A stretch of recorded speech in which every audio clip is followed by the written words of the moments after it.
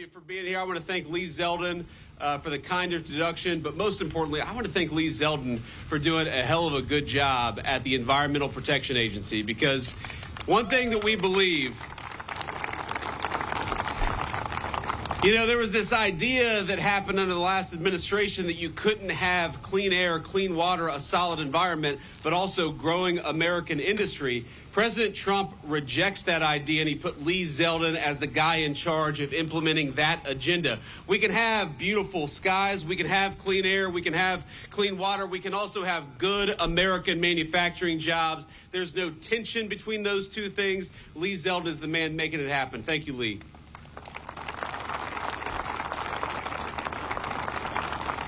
I want to thank the great Lieutenant Governor of the state of South Carolina, Yvette, LG, where are you? There you are. Thank you for being here. I want to thank Congresswoman Mace and all the state and lawmakers and other elected officials who are joining us here today. You guys have got great public officials in the state of South Carolina. We're proud of them, right? They're doing a hell of a job.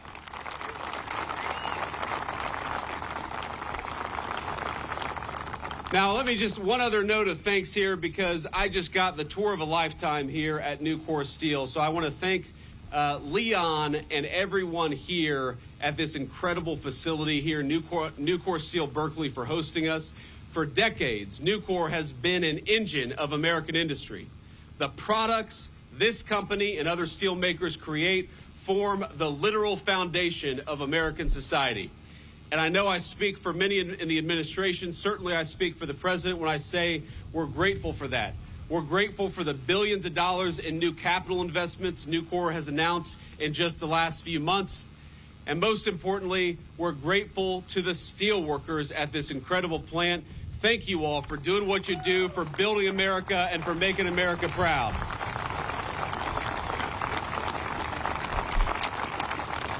Now, I have this great speech prepared, and I'm very excited to give it, but it's very windy out here. And you see this teleprompter here, it's waving like a beautiful American flag. And so we'll see if I have to go off script here. It'll make it'll make the communication staff a little bit nervous, but I got to tell you, you all know the reason why I'm here. Number one, it's to celebrate the great steelworkers behind me, in front of me, but it's also to celebrate 100 days of the Trump administration. We hit the 100-day mark, and what a 100-day mark it was.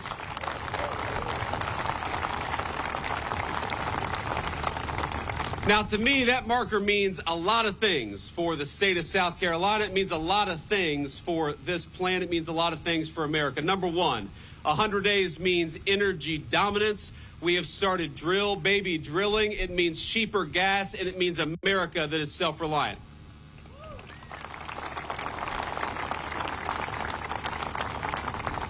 This 100 days marks a new thing in the United States of America, something we didn't have just a few short months ago: secure borders in the United States of America. I know we're all proud about that. It means safer streets and an American people once again encouraged to feel pride in our great American history and our great American values. But most importantly, 100 days under Donald Trump's leadership marks the beginning of the industrial renaissance in the United States of America. I believe that a golden age of American manufacturing started 100 days ago, and we're building it right here at Nucor Steel in South Carolina.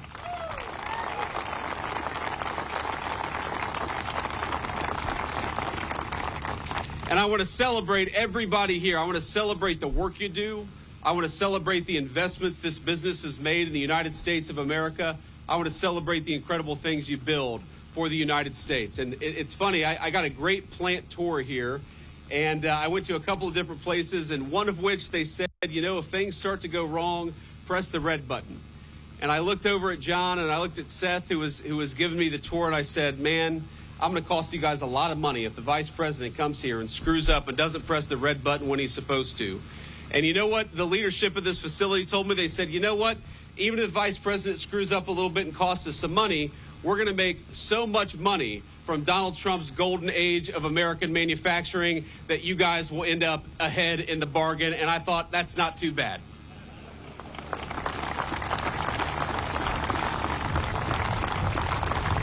Now, a lot of you may know this is a particular meaningful stop for me as Vice President of the United States. I've actually never had a tour of a steel mill, even though my grandfather, the man who raised me, worked in the steel industry. He was, for 40 years, a welder at Nucor Steel in Middletown, Ohio. Now, he was part of the Appalachian wave of migration, people who came from West Virginia, Eastern Kentucky, and East Tennessee to the rapidly growing industrial towns, which had factory jobs that promised three things for their workers: generous wages, stable hours, and a good pension. Now, in the wake of both world wars, millions of Americans traveled to towns like Middletown, Ohio, in search of the same, hoping they'd be fortunate enough to score such a role, such a good job. Now, my papaw, he was not a proud man, but he would beam when he'd talk about his work at the local Armco mill. I remember that. Driving around with papaw, he could name the make and model of every single car made with Armco steel. I remember that as a little boy, how much pride he had in what he did. And having met a few workers here at Nucor, I hope you all feel the exact same pride in the steel you produce and in the products that come out of it. When you see bridges you drive over, or the foundations of the buildings that our families live and work in, when you see a lawnmower, a water heater, a kitchen appliance in your neighbor's homes or in your home, I hope every single one of you, you guys and you guys in front of me, feel a sense of pride, however small, because these are the products that actually make America work. These are the products that make our citizens' lives better.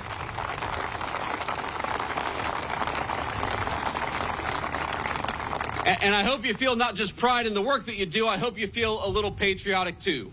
Because this is America's national heritage. It's making things. From Alexander Hamilton to Henry Clay, from Ford's auto workers to the steel workers here this very afternoon, America has always been a nation that builds. The Empire State Building, the Hoover Dam, the Saturn V, every single one of those great accomplishments were impossible without the might of American industry and, yes, the hard work of American steelworkers.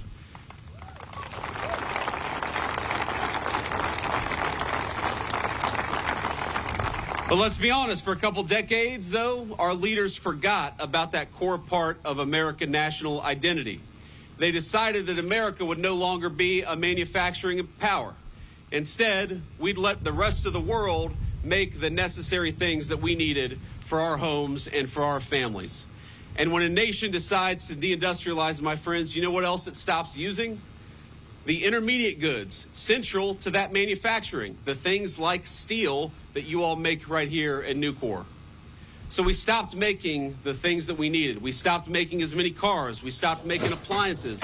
We stopped building new homes and buildings, so the cost of housing skyrocketed in our communities. And even this company, Nucor Steel, you know what the leadership told me just a couple of short minutes ago? That there was a West Virginia facility, a beautiful, high-tech Nucor manufacturing facility making great American steel and giving workers good jobs in the process. That steel facility, that project, sat idle for years under the Biden administration's crushing environmental regulations and environmental rules. So when our leadership decides that Americans don't want to make anything, you know what we do? We cost great businesses and great corporations like Nucor a lot of money. We cost great workers their wages, and we cost a lot of people their jobs. And that was the policy of the administration that came before us, but I'm proud that we are now 101 days into an administration that wants to invest in you, that wants to build the future with you. And when Americans see a beautiful bridge or a beautiful building, we all ought to look at it and say that was made with American hands and built with great American steel, right?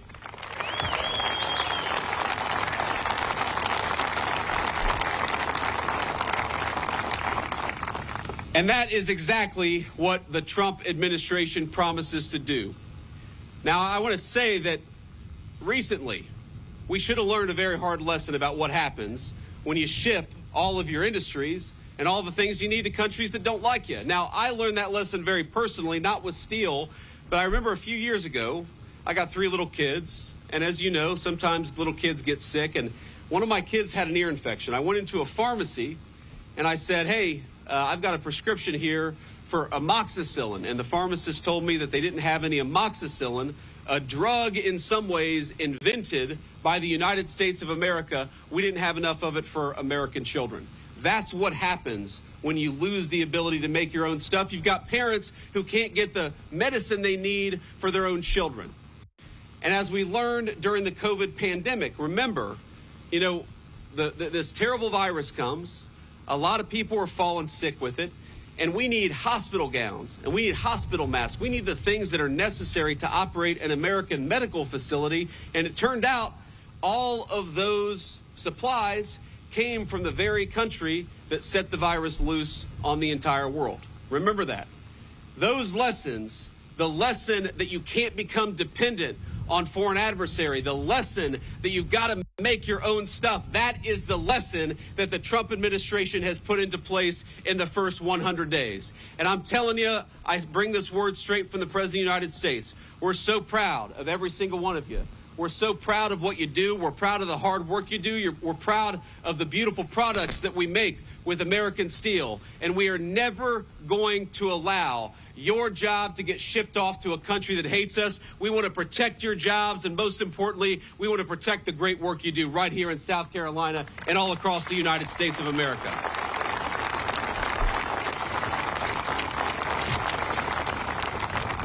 Now, you heard, I'm sure you've heard some criticism of the president's trade policies from people who ought to know better. Because if you listen to the American media, or you listen to a lot of politicians in our own country, they seem desperate to forget the very lessons that made Donald J. Trump the 45th and 47th president of the United States of America. Now, they attack us when we implement trade policies that do a very simple thing, rebalance trade in favor of American workers and American businesses instead of foreign workers and foreign corporations. I've talked to people here today who talk about expanding facilities, building new steelmaking facilities because of the trade policies that Donald J. Trump has implemented. And I'll ask all of you, the workers and the corporate leadership assembled here today, a very simple question. Do you want to ship American jobs off to the People's Republic of China? No. Do you want to rely on foreign corporations to make the things that you need in your homes and your families need every single day? So why don't we rebuild America's middle class? Why don't we rebuild American manufacturing? And why don't we rebuild American industry just like you're doing right here? And isn't it nice to have an administration that supports you for a change?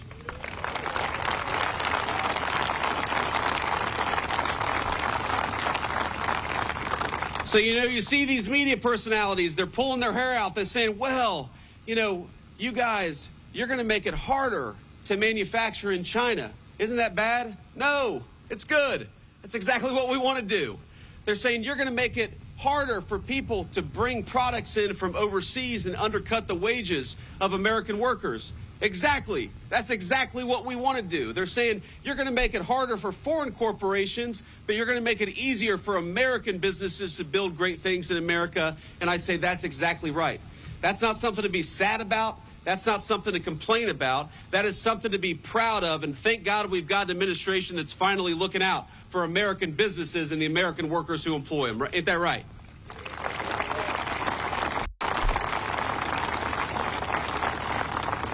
So I'm here today, and I got to tell you, it is such a personally amazing thing for a guy who was born in Middletown, Ohio, who was raised by a 40-year welder at a steel mill, to be able to come to this beautiful facility as the Vice President of the United States. And I can't help, thank you.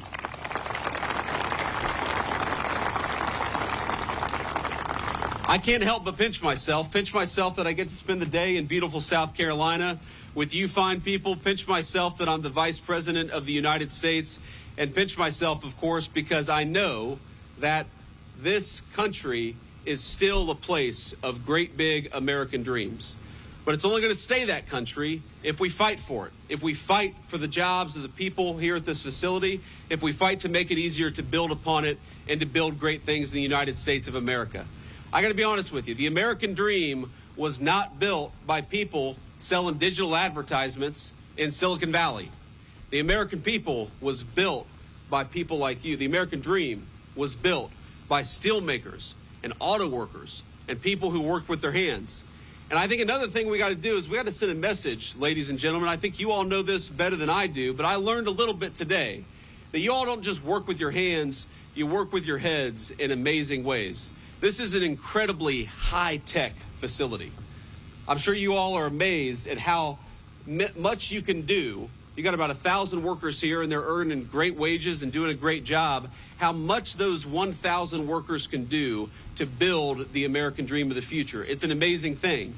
And so I think we got to send messages to our young people that the most interesting work, the work that's going to challenge your mind but also allow you to work with your hands, is found at American steel mills right here at Nucor Berkeley in South Carolina.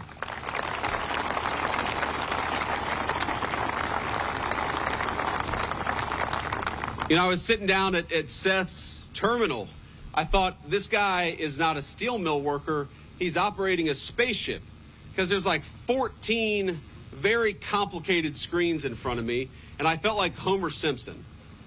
I had no idea what I was going to do. I was like, Seth, you got to get back in this chair or we're going to cause some serious problems. But what it made me realize is that technology, technology, we use this term, we think about it as the iPhones that we have in our pocket or the screen that we stare at when a lot of our knowledge workers are going to work. But technology is happening right here at a steelmaking facility in Nucor, in Berkeley, in South Carolina. That's technology of the future. The great technology of the future, I don't think it's going to be people, sitting around staring at their iPhones. The technology of the future is going to be building great things, but doing it in a new way, doing it with new, incredible facilities, with safer facilities, with people who know, again, how to use their minds, but also use their hands. And I think that is the high-tech future. People criticize. I get sick sometimes of the press. They say that Donald J. Trump wants to bring back the jobs of the past. And I don't think anything could be further from the truth, because I again, was raised by a man who worked at a steel mill of the past. But I guarantee if I went to that steel mill today, it's owned by Cleveland-Cliffs. Sorry, that's a competitor. But they're a good company, too. We can spread the love around. But I guarantee if I went to that facility today, or when I go to this facility here in Berkeley, I don't see the steel mill jobs of the past. I see the steel mill jobs of the future. I see technology allowing us to do something today that my grandfather, God love him, wasn't doing 40 years ago at Nucor Steel in Middletown, Ohio. And I know that's how we're going to win the future. That's how we're going to beat the Chinese. That's how we're going to beat every single competitor that America faces. It's going to be by doing great things like what you're doing here at Nucor Steel. And never let anybody tell you that this is not high tech. This is the highest tech industry maybe that I've ever seen, and you're building the America of the future, not the America of the past.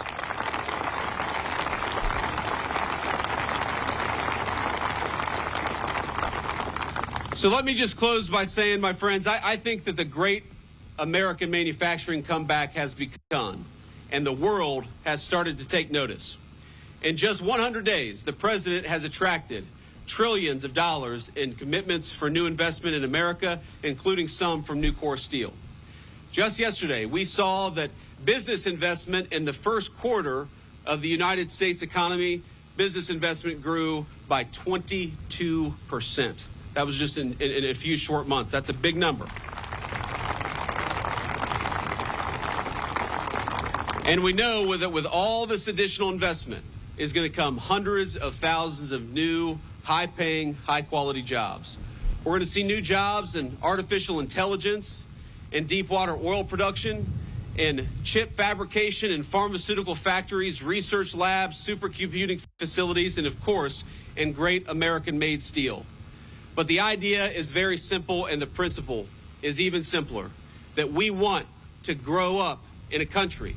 We want our children to grow up in a country where the things that they need are made by their neighbors and not by foreigners who hate their guts, where the critical components of American industry are built right here in the United States of America, not in some far-flung region of the world that we can't depend on, and where American jobs for people who are willing to work hard and play by the rules, pay a solid wage, allow you to buy a home and start a family, and where you're proud every single day, just like my grandfather was, of the things that you built with your hands, but also with your minds. I hope that you all are proud, because I am certainly proud to stand here with great American steel workers, and every single day from this day forward that I go out as Vice President of the United States, when I look at those tall skyscrapers or I look at those beautiful bridges, I'm going to remember this day and remember that you guys are building the future of this country. I'm proud of you. We're rooting for you. The President of the United States is going to make your life easier every single day. We had a good start, 100 days. But for the next 1,300 days, President Donald J. Trump and Vice President Vance, we're going to be fighting for you, fighting for your jobs, and fighting for the future that you want to build for your families. God bless you all. Thank you for having me.